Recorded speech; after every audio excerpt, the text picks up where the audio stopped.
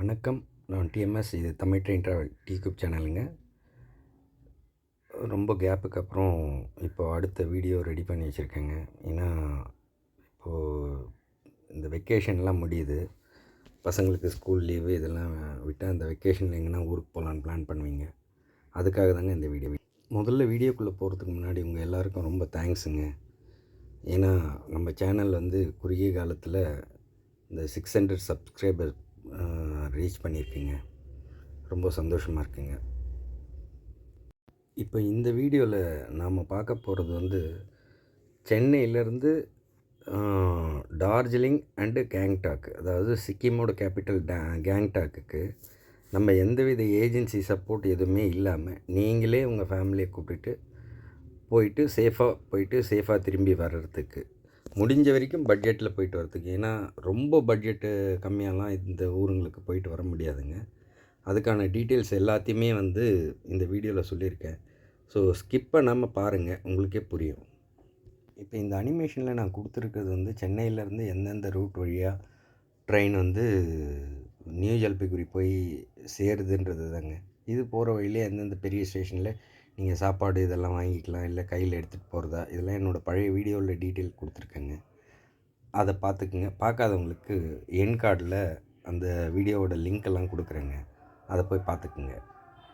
இப்போ நம்ம சென்னையிலேருந்து நியூ ஜல்பைகுரி தாங்க கேட்வே ஆஃப் நார்த் ஈஸ்ட்டுன்னு சொல்லுவாங்க.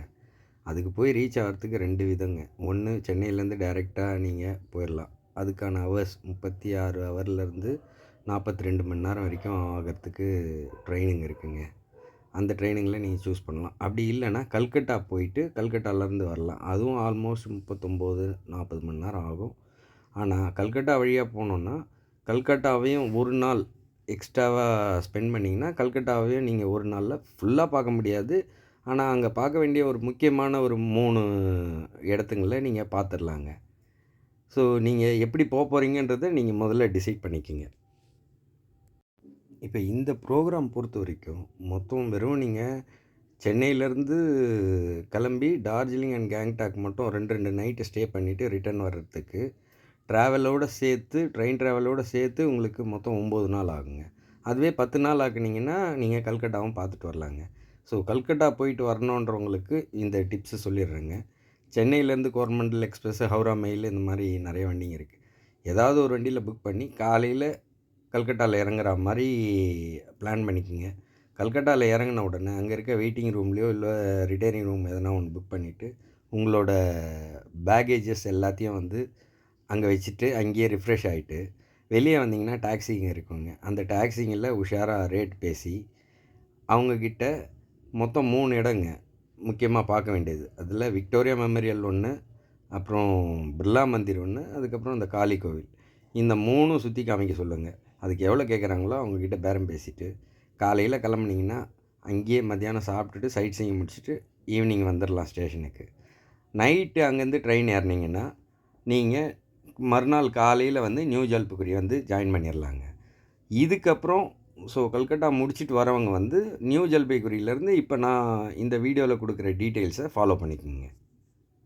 இங்கே சென்னையிலேருந்து நீங்கள் கிளம்புறது மட்டும் கரெக்டான வண்டியாக பார்த்துக்குங்க. அங்கே நீங்கள் நியூ ஜல்பைகுரி போய் சேர்றது காலையில் போய் சேர்ற மாதிரி ஒரு வண்டி பாருங்கள். அப்படிப்பட்ட வண்டி தான் நான் உங்களுக்கு ப்ரிஃபர் பண்ண போகிறேங்க.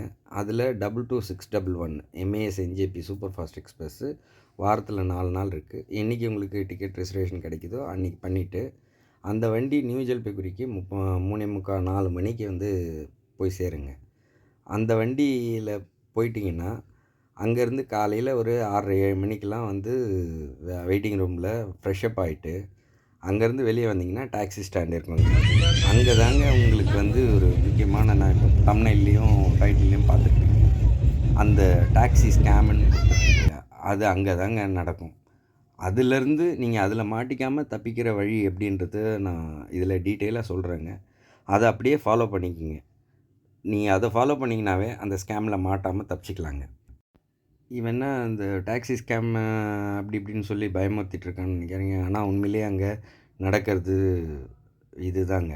அதில் முதல் ஸ்கேம் என்னென்னா, அங்கே இருக்க வண்டிங்க பார்த்திங்கன்னா சுமோ அப்படி இல்லைன்னா ட்ராக்ஸ்ன்னு சொல்கிற இந்த வண்டி இருக்குங்க, மகேந்திரா வண்டி. ஒரு வண்டியில் வந்து 7 பேர் தான் கெப்பாசிட்டி. அங்கே 2 விதமாக நீங்கள் வந்து டார்ஜிலிங்கும் கேங்டாக்கும் ரீச் பண்ணலாங்க. அதில் முதல் விதம் வந்து அவங்க ஷேர்டுன்னு சொல்லுவாங்க, ஷேர் டாக்ஸின்னு. அதில் அதான் நம்ம இப்போ இங்கே ஷேர் ஆட்டோ போகுது இல்லையா, அந்த மாதிரிங்க. அதில் ஷேர்டுன்னு போனீங்கன்னா ஒரு ஆளுக்கு மினிமம் 400 ரூபாயிலேருந்து சீசனை பொறுத்து 700 ரூபா 850 ரூபா வரைக்கும் வாங்குவாங்கங்க. அதில் நம்ம ஒன்றுமே பண்ண முடியாது. ஆனால் ஷேர்டில் 400 ரூபான்னு போகிறது ரீசனபிள் தாங்க. ஸோ 7 பேருக்கு கணக்கு போட்டிங்கன்னா 4 7 28 2800 ரூபா தான் ஒரு வண்டிக்கு வரும். ஆனால் அவங்க கேட்குறது 4500 ரூபா 5000 ரூபாயிலேருந்து 12000 ரூபா வரைக்கும் கேட்பாங்கங்க. அது ஆளுக்கு ஏற்ற மாதிரி. ஸோ நீங்கள் அங்கே அடித்து பேசி தான் வந்து நீங்கள் வண்டியை புக் பண்ணுற மாதிரி இருக்குங்க. உதாரணத்துக்கு இன்னொரு நீங்கள் 4 பேராக போகிறீங்கன்னா ஷேர் டாக்ஸி போயிடுங்க. போனீங்கன்னா அவங்க என்ன பண்ணுவாங்க, அந்த வண்டியில் 12 பேர் வரைக்கும் ஏற்றுவாங்க உங்கள் கூட. அதில் முன்னாடி உட்காரணுன்னா ஒரு ரேட்டு, நடுவில் உட்காரணுன்னா ஒரு ரேட்டு, பின்னாடி உட்காரணுன்னா ஒரு ரேட்டு, அந்த மாதிரி சொல்லுவாங்க. நீங்கள் அதில் எப்படியாவது மேனேஜ் பண்ணிவிட்டு அந்த வண்டியில் ஏறிடுங்க. 4 பேர் 5 பேர் போகிறீங்கன்னா கவலை இல்லை. சப்போஸ் அதுவே நீங்கள் 12 பேர் போகிறீங்கன்னா அவன் ஒரே வண்டியில் ஏற்ற மாட்டான். 6 பேர் தான் கெப்பாசிட்டின்னுவான் ஒரு வண்டிக்கு. ஸோ நீங்கள் 2 வண்டி எடுக்கணும்னு அப்படியே டபுள் இந்த அமௌண்ட்டு உங்கள்கிட்ட கிளைம் பண்ணதுக்கு முயற்சி பண்ணுவாங்க. நீங்கள் அதுக்கெல்லாம் ஒத்துக்காதீங்க. அப்படி சப்போஸ் ஜாஸ்தியாக போகிறீங்க, ஒரு 10 பேருக்கு மேலே போகிறீங்கன்னா ஷேர்டுன்னு பேசிக்கங்க. முதல் வண்டிக்கு அவன் எத்தனை பேர் ஏற்றுனானோ அந்த வண்டிக்கு ஒரு ஆளுக்கு 400 ரூபா கணக்கில் அது உள்ளே ஏறிக்குங்க. மீதி பேருக்கு அடுத்த வண்டியில் மீதி ஆளுங்க ஏற்றிட்டு மீதி ஆளுங்களை வெளி ஆளுங்களையும் சேர்த்து ஏற்றுவோம். அதை பற்றி நம்மளுக்கு கவலை இல்லை. நம்ம டெஸ்டினேஷன் போய் சேரணும், சீப் அண்ட் பெஸ்ட்டாக சேரணும், அவ்வளோதாங்க. ஸோ இப்படி பிளான் பண்ணிங்கன்னா இந்த ஷேர் டாக்ஸி இங்கேருந்து கிளம்புற பிரச்சனையிலேருந்து நீங்கள் தப்பிச்சிக்கலாங்க. ஒருவேளை நீங்கள் 4 பேராக போயிருக்கீங்க, எங்களுக்கு தனி வண்டி வேணும்னா அந்த சின்ன வண்டிங்க ஆல்டோ, செலிரியோ அந்த மாதிரி வண்டிங்க அது பேசலாங்க. அந்த வண்டிங்களுக்கு வந்து முடிஞ்ச வரைக்கும் நேராக கேங்டாக் போகிறதுக்கு 3500 ரூபாயிலேருந்து 4000 ரூபா வரைக்கும் கேட்பாங்க. ஆனால் அவன் கேட்குறது வந்து 7000 ரூபா 8000 ரூபா கேட்பான். நீங்கள் பேரம் பேசி இந்த ரேட்டுக்கு ஃபைனல் பண்ணிங்கன்னா உங்களுக்கு லாபமாக இருக்குங்க. இதுன்னா நீங்கள் தனி வண்டியாக எடுத்துகிட்டு போனீங்கன்னா எங்கே வேணாலும் நிறுத்தி நீங்கள் சாப்பிட்டுக்கலாம், இல்லை ஃபோட்டோ எடுக்கிறது இதெல்லாம் வந்து நிறுத்தி எடுத்துக்கலாம். ஆனால் நீங்கள் ஷேர் டாக்ஸியில் போனீங்கன்னா போகிற வழியில் ஒரே ஒரு இடத்துல நிறுத்துவாங்க. அந்த இடத்துல நீங்கள் இந்த மேகி எதனா சாப்பிட்டுக்கலாம், இல்லை டீ காஃபி குடிக்கிறது, இல்லை ரெஸ்ட் ரூம் போகிறது அதெல்லாம் பண்ணிக்கலாங்க. ஸோ ஒரு வழியாக நீங்கள் ஷேர் டாக்ஸியோ இல்லை இண்டிபெண்டன்ட் டாக்ஸியோ ஏதோ ஒன்று பேசி நீங்கள் புக் பண்ணிடுறீங்க. அதுக்கப்புறம் வண்டி அங்கேருந்து கிளம்பிடுச்சுன்னா அடுத்த ஸ்கேம் என்ன பண்ணுவாங்கன்னா, முதல்ல என்ன சொல்லுவாங்கன்னா, போகிற வழியில் பூட்டான் பார்டர் இருக்குது, இல்லைன்னா நேபாள் பார்டர் வழியாக போவோம், அதை கூப்பிட்டு போய் காட்டினோன்னா எக்ஸஸாக அதான் 400 ரூபான்றது 700 ரூபா ஆகும் ஒரு ஆளுக்கு.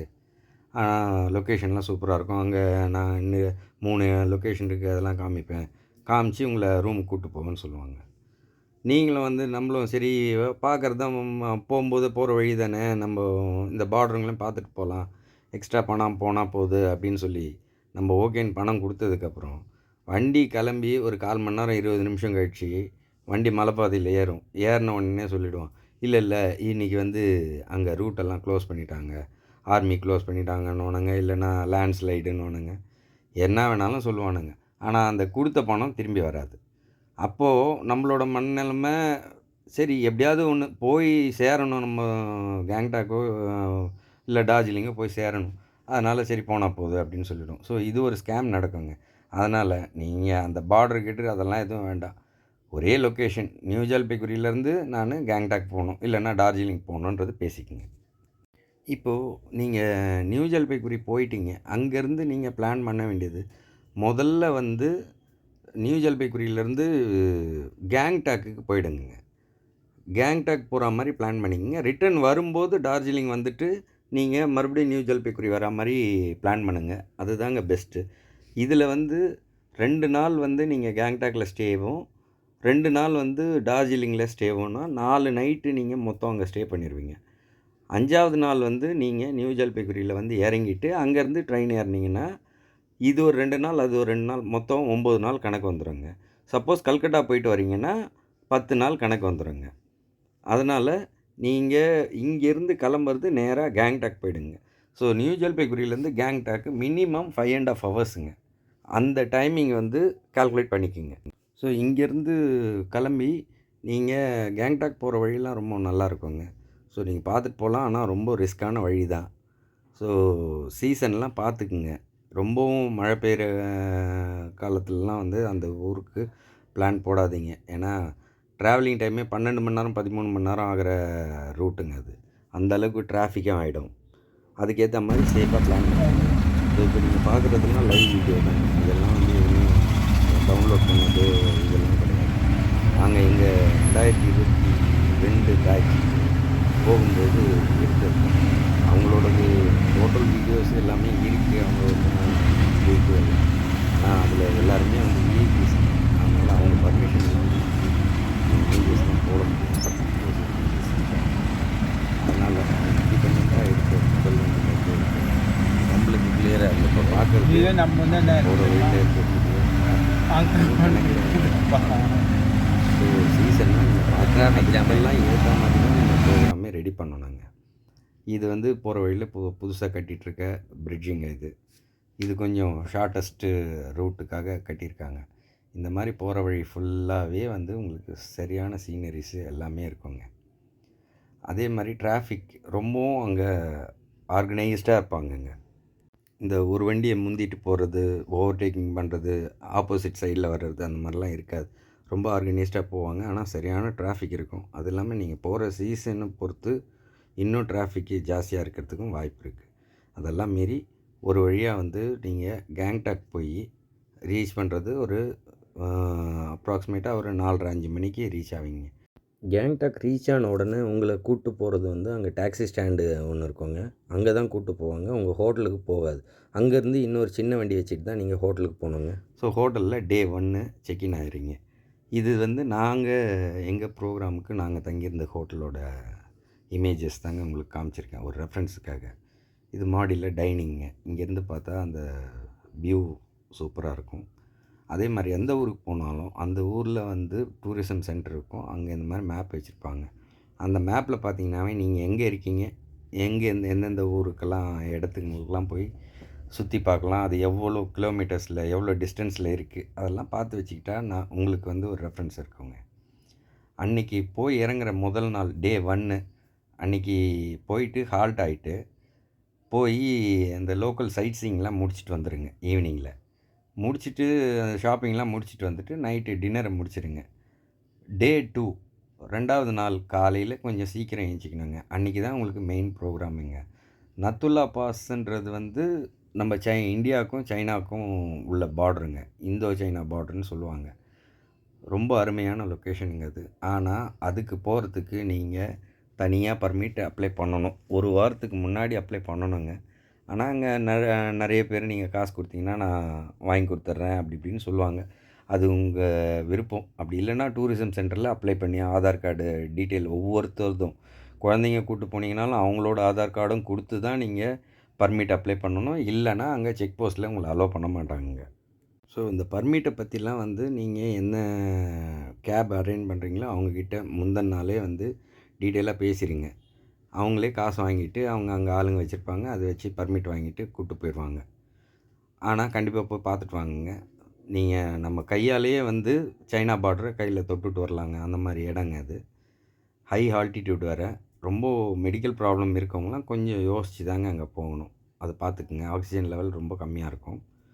அங்கே வந்து அதை முடிச்சிட்டிங்கன்னா அதுக்கப்புறம் பாபா மந்திர்னு ஒன்று இருக்குது. பாபா மந்திர்ன்றது ரிலீஜியஸ் பிளேஸ் கிடையாதுங்க. நம்ம இந்தியன் சோல்ஜரு நம்ம சைனா வரும்போது அவர் ஒரே ஆள் தனி ஆளாக இருந்து கிட்டத்தட்ட 200 சைனீஸை வந்து சாகடிச்சிட்டு மற்றவங்க நம்ம ஆளுங்க கிட்டத்தட்ட ஒரு 100-150 பேரை மேலே காப்பாற்றிட்டு அதுக்கு மேலே அவரால் தப்பிக்க முடியாமல் உயிர் விட்ட இடங்க அது.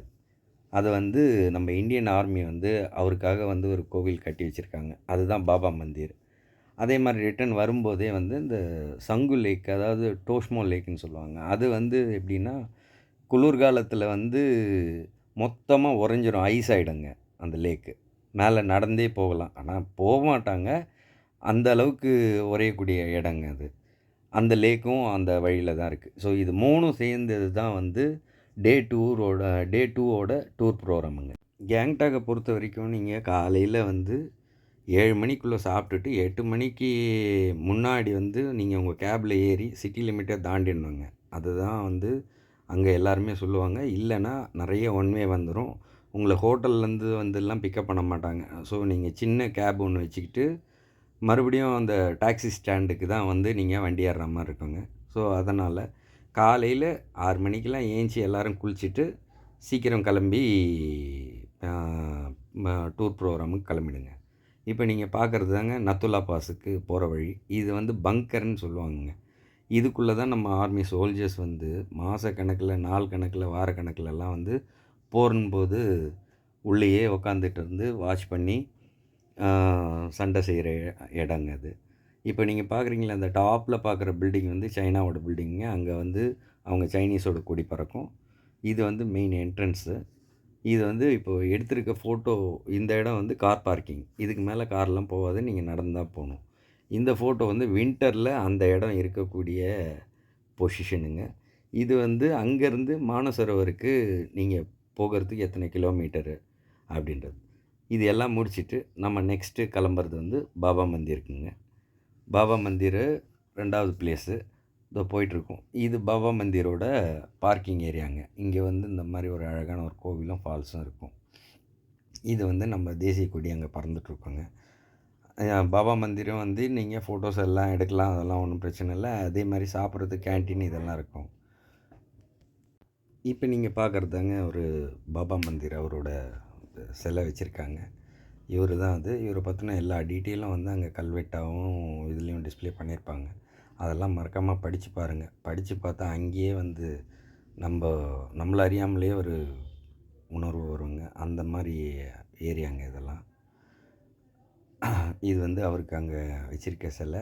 அந்த டீட்டெயில்லாம் அதிலே வந்து போட்டிருக்காங்க பாருங்கள். அதே மாதிரி இது முடித்த உடனே அவங்க நியூ பாபா மந்திர் ஒன்று இருக்குது, ஓல்டு பாபா மந்திர் ஒன்று இருக்குன்னுவாங்க. அதெல்லாம் வேண்டாம். நீங்கள் ஓல்டு பாபா மந்திர் தான் வந்து அவரோட சமாதியெல்லாம் வச்சுருக்க இடங்க. அதை மட்டும் பாருங்கள். இதே அவங்க டூரிசமுக்காக ஒவ்வொன்றும் ஒவ்வொரு டிஸ்டன்ஸில் இங்கே ஒரு கோவில், அங்கே ஒரு கோவில்னு சொல்லுவாங்க. நீங்கள் இதை பார்த்துட்டு அடுத்த லொக்கேஷனுக்கு நீங்கள் தயாராகிடலாங்க. அடுத்த லொக்கேஷன் வந்து சங்கு லேக்குங்க. அது வர வழியில் இருக்கிறதுங்க. அந்த சங்கு லேக்கில் தாங்க இந்த யாட்ச் எல்லாம் இருக்குங்க. இது மேலே ஏறி ஃபோட்டோ எடுக்கலாம். இங்கேயே கொடுத்துருக்காங்க பாருங்கள், ஃப்ரோசன் லேக்குன்ட்டு. ஃபுல்லாக வந்து ஐஸ் ஆகிடுங்க வின்டரில். நார்மலாக தெரியறது உங்களுக்கு சம்மரில் இப்படி தாங்க தெரியும். இது வந்து வின்டரில் இருக்கிறதுங்க. ஐஸ் மேலே நடந்து போகிற ஃபோட்டோஸ் இதெல்லாம் நிறையா இருக்கும். ஆனால் இதெல்லாம் எங்களோட ஓன் ஃபோட்டோஸுங்க. இதெல்லாம் முடிச்சுட்டு நீங்கள் ரிட்டர்ன் வந்து ஈவினிங் ஒரு 7 மணி வாக்கில் உங்கள் ஹோட்டலுக்கு வந்துட்டு டின்னர் முடிச்சுட்டு படுத்துடலாங்க. அடுத்த நாள் டே 3 காலையில் ஏஞ்சி பிரேக்ஃபாஸ்ட்டை முடிச்சுட்டு லோக்கல் சைட் சீயிங்கு அங்கே ஒரு 2-3 இடங்க இருக்குங்க. அது எல்லாத்தையும் வந்து அந்த வண்டியிலேயே உங்கள் லக்கேஜஸ்லாம் ஏற்றிட்டு அதெல்லாம் பார்த்துட்டு அங்கேருந்து டார்ஜிலிங் வந்துடுங்க. டார்ஜிலிங்க்கு வரக்கூடிய வர வழி தாங்க இந்த ஃபோட்டோஸ் எல்லாம். ஸோ இது டார்ஜிலிங் ரயில்வே ஸ்டேஷன். இங்கே வந்து நான் எப்படியா இருந்தாலும் ஒரு 3:30-4 மணிக்கு ரீச் ஆகிடுவீங்க. ஸோ அங்கேருந்து நீங்கள் உங்கள் ஹோட்டலுக்கு டைரெக்டாக போய் இறங்கிடலாங்க. கேங்டாக் மாதிரி வந்து ஒரு டாக்ஸி ஸ்டாண்டில் இறங்கிட்டு மறுபடியும் போகணுன்ற அவசியம்லாம் கிடையாது. இது வந்து நைட் வியூங்க. நாங்கள் ஹோட்டல்லேருந்து எடுத்த வியூ. இது நாங்கள் தங்கியிருந்த ஹோட்டலுங்க அங்கே. இங்கே இப்போ நீங்கள் பார்க்குறது வந்து நிமிஷத்துக்கு நிமிஷம் டார்ஜிலிங் வந்து ஹைட்டில் இருக்கிற ஏரியாங்க. நிமிஷத்துக்கு நிமிஷம் வந்து அங்கே கிளைமேட் மாறிட்டே இருக்கும். அதுக்காக தான் இந்த ஸ்டில் ஆட் பண்ணியிருக்கேங்க. இப்போ டார்ஜிலிங் வந்து டே 3 வந்து ரீச் ஆகிறீங்க. ஹோட்டலில் செக்இன் ஆகிட்டு நீங்கள் அங்கே கேங்டாக்கில் போன மாதிரி வந்து ஈவினிங் வந்து ஷாப்பிங் போயிட்டு மால் ரோடு இதெல்லாம் பார்த்துட்டு நைட்டு வந்து சாப்பிட்ருங்க. சாப்பிட்டுட்டு நைட்டு கம்ஃபர்டபுளாக படுத்து தூங்கிடுங்க. அடுத்த நாள் காலையில் நீங்கள் வந்து இதே மாதிரி இந்த டூர் ப்ரோக்ராம்னாவே ஹில் ஸ்டேஷனில் கொஞ்சம் சீக்கிரம் கிளம்புற மாதிரி தான் இருக்கும். அதை வந்து நீங்கள் பிளான் பண்ணிக்கோங்க. ஏன்னா இதோ போட்டிருக்கேன் பாருங்கள், இந்த மாதிரி கிளைமேட்டுங்க மாறிக்கிட்டே இருக்கும். ஸோ அடுத்த நாள் டே 4ங்க. இது வந்து ஒரு 1 டே டூராக வந்து ஃபிக்ஸ் பண்ணிக்கோங்க. இங்கேயும் வந்து டாக்ஸியில் இந்த மாதிரி பிரச்சனைகள்லாம் இருக்கும். ஆனால் அந்த அளவுக்கு கேங்டாக் அளவுக்கு இருக்காது. இங்கே கொஞ்சம் ஓரளவுக்கு பரவாயில்லாமல் இருக்குங்க. இப்போ நீங்கள் பார்த்தீங்களே அந்த வாட்ச் டவருங்க, அதாவது மெயின் டவருங்க. அது வந்து ஒரு லொக்கேஷனாவே நீங்க வச்சுக்கலாம். யாரு கேட்டீங்கனாலும் அந்த இடத்த கரெக்ட்டா சொல்லிடுவாங்க. அதுக்காக தான் அத காமிச்சிருக்கேன் நானு. சப்போஸ் நடந்து போகும்போது உங்களுக்கு வழி மறந்து போச்சு ஹோட்டலுக்கு அப்டின்னா கூட, இந்த இடத்த ஞாபகம் வச்சுக்கிட்டு இந்த கிளாக் டவரு வந்து ஒரு ஜங்ஷன் மாரிங்க. அதுலேருந்து போற மாரி கேட்டுக்கங்க. இத பார்க்குறீங்க இல்லையா? இந்த மாரி மாறிக்கிட்டே இருக்குங்க. ஏன்னா, டார்ஜிலிங் தான் வந்து இருக்கிறதுலே ஹைட்ல இருக்கு. கேங்டாக் வந்து கீழ பள்ளத்தில இருக்குங்க. அதனால இங்க வந்து கேங்டாக் விட குளிர் ஜாஸ்தியாவே இருக்கும். அதுக்கேத்த மாரி ப்ரிப்பேர்டா போங்க. இதெல்லாம் எதுக்காக நான் காமிச்சிருக்கேன்னா, அந்த மாரி பாருங்க ஃபுல்லா மிஸ்ட் மூடிருக்கு பாருங்க. இந்த மாரிலாம் மூடிடுச்சுன்னா, நீங்க எந்த சைட் சீயிங் போனீங்கனாலும் இப்படி தாங்க இருக்கும். அதனால அதுக்கேத்த மாரி பார்த்துங்க. இது வந்து பட்டாசியா லூப்புன்றது வந்து ட்ரெயின் வந்து ஒரு சுத்தி வந்து நிக்கிறதுங்க. அந்த காலத்திலேயே நின்னது. ஒரு ட்ரெயின் வர்றது எடுத்திருக்கேன் பாருங்க. அது பாருங்க. போது பாருங்க. அந்த இடம் தாங்க பட்டாசியா லூப். அது போய் ட்ரெயின் வந்து ஒரு யூ ஷேப்ல சுத்திட்டு, அங்க ஒரு ஸ்டாப்பிங் இருக்கும். அந்த ட்ரெயின்ல போயிட்டு வரதுன்னா ரொம்ப காஸ்ட்லிங்க. நீங்க போறதுன்னா பிளான் பண்ணி நீங்க லோக்கல்லயே டிக்கெட் வாங்கிட்டு, ரூ. 800 ரூ. 700 வாங்குவாங்கங்க. அந்த லோக்கல் சுத்துறதுக்கு கீழ டார்ஜி என்ஜேபிலேருந்து மேல போறதுக்கு இல்ல. அது ஆயிரக்கணக்கில ஆகுது. இதுக்கு அடுத்தது வந்து இந்த லொக்கேஷன் ராக் கார்டனுங்க. இது வந்து ரொம்ப முக்கியமான லொக்கேஷனுங்க. ஒரு ஃபால்ஸ் ஒண்ணு. அட்டகாசமா படிக்கட்டு படிக்கட்டா இருக்கும். மேலே ஏறி நீங்க போலாம். எப்படியா இருந்தாலும் ஒரு 3 மணி நேரம், 3 1/2 மணி நேரத்துக்கு மேல ஆகக்கூடிய இடங்க இது. இங்கேயே சாப்பிட்றதுக்கு இந்த சின்ன சின்ன கடைங்க இதெல்லாம் இருக்கும். அதெல்லாம் நீங்க பயன்படுத்திக்கலாம். ரெஸ்ட் ரூம் ஃபெசிலிட்டி எல்லாமே இருக்கும். நல்லா டைம் பாஸ் பண்ற ஏரியாங்க. அங்கேருந்து ரிட்டர்ன் கிளம்புனீங்கன்னா, இது வந்து ஒரு டீ எஸ்டேட்ன்னு ஒண்ணு காட்டுவாங்க, நிறுத்துவாங்க. அந்த இடத்துலருந்து இந்த ஸ்னோ கேப்டு மவுண்டன்ஸ்ன்னு சொல்றது. அத வந்து நீங்க பார்க்கலாங்க தூரத்தில. இது நாங்க எங்க கேமரால ஜூம் பண்ணி எடுத்ததுங்க. கஞ்சன்ஜங்கா மலை தெரியும்னு சொல்லுவாங்க. அதுக்கு தனி இடம் இருக்குங்க. அத முடிச்சுட்டு நீங்க ர ரிட்டர்ன் வர வழியிலேயே இன்னொரு 2, 3 இடங்க காமிச்சுட்டு உங்கள கூட்டு வந்துருவாங்கங்க. இதுவும் டீ எஸ்டேட்லேருந்து பார்க்குற இதுதாங்க. அடுத்தது வந்து இது வந்து ஜாப்பனீஸ் டெம்பிளுங்க. நாங்க போன சீசன்ல டிசம்பர்ல எப்படி இருக்குன்னு பாருங்க. சாரி நாங்க மேல தான் போனோங்க. 22ல. அப்போ இருந்தது. இது வந்து வர வழியில இருக்க ஒரு சின்ன ஃபால்ஸ் ஒண்ணு. இந்த மாரி ஏகப்பட்ட லொக்கேஷனுங்க டார்ஜிலிங்லும் நெறைய இருக்குங்க. இது எல்லாத்தையும் வந்து நீங்க ஒரு நாள் டூர்ல வந்து அவங்க 7 பாயிண்ட்டு, 9 பாயிண்ட் அந்த மாரி வச்சிருப்பாங்க. இது இது இல்லாம உங்களுக்கு டைகர் ஹில்லுன்னு ஒண்ணு இருக்குங்க. அதுக்கு வந்து காலையில 3 மணிக்கு நீங்க கிளம்பணுங்க. அப்படி கிளம்புனீங்கன்னா தான் வந்து உங்களால அத போயிட்டு அ அங்க சன்ரைஸ பார்த்துட்டு, கஞ்சன்ஜங்கா மலையில சன்ரைஸ பார்த்துட்டு, நீங்க திருப்பி உங்கள ஒரு 2, 3 இடம் காமிச்சு 9:30 மணிக்கெல்லாம் கூட்டு வந்துட்டு, அதுக்கப்புறம் நீங்க குளிச்சு ரெடியாகி டிஃபன் சாப்பிட்டுட்டு, அடுத்த நாள் டூருக்கு அடுத்த பேலன்ஸ் இருக்க டூருக்கு கிளம்புற மாரி சொல்லுவாங்க. அந்த ஒன் டே டூர் முடிச்சுட்டு நீங்க மால் ரோடு அதாவது ஹோட்டலுக்கு வந்துட்டு, அதுக்கப்புறம் ஈவினிங் மால் ரோட்ல வந்து ஒரு ஷாப்பிங் அது இதுன்னு போயிட்டு, நீங்க நைட்டு டின்னர் முடிச்சுட்டு, டே 4 வந்து ஹோட்டல்ல ஹால்ட் ஆயிர்றீங்கங்க. டே 5 வந்து அதே மாரி கொஞ்சம் அன்னைக்கு லீஷரா ஏஞ்சிக்கலாம். ஏஞ்சி நீங்க சாப்பிட்டுட்டு, அ உங்க ப ஹோட்டல்ல வந்து செக் அவுட் பண்ணி பேக்கேஜஸ்லாம் வண்டியில ஏத்திக்கங்க. அங்கேருந்து கிளம்பி, இங்க லோக்கல்ல வந்து ஒரு 3, 4 இடம் இருக்குங்க. ஒரு கோவில், விநாயகர் கோவில் ஒண்ணு இருக்கு. ஒரு வியூ பாயிண்ட்டு. இதெல்லாம் வந்து நீங்க பார்த்துரலாங்க. பார்த்துட்டு, அங்கேருந்து ஒரு 2 மணிக்கு வாக்குல நீங்க கீழ இறங்க ஆரம்பிச்சீங்கன்னா, ஈவினிங் வந்து ஒரு 5:30 மணிலேருந்து ஒரு 7 மணிக்குள்ள வந்து நியூ ஜல்பைகுரி ஸ்டேஷன் வந்து ரீச் ஆயிடுவீங்கங்க. மறுபடியும் ஸ்டேஷன் ரீச் ஆயிட்டீங்கன்னா, அங்க வந்து வெயிட்டிங் ரூம்லயோ இல்ல ரிஃப்ரெஷ்மென்ட் ரூம்லயோ வந்து ஃப்ரெஷ் அப் ஆயிட்டு, அங்கேருந்து நைட்டு இந்த ட்ரெயின் டைமிங்ஸ் குடுத்துருக்கேன் பாருங்க. நைட் 9:30 மணிக்கு அந்த ட்ரெயின் கிளம்புங்க.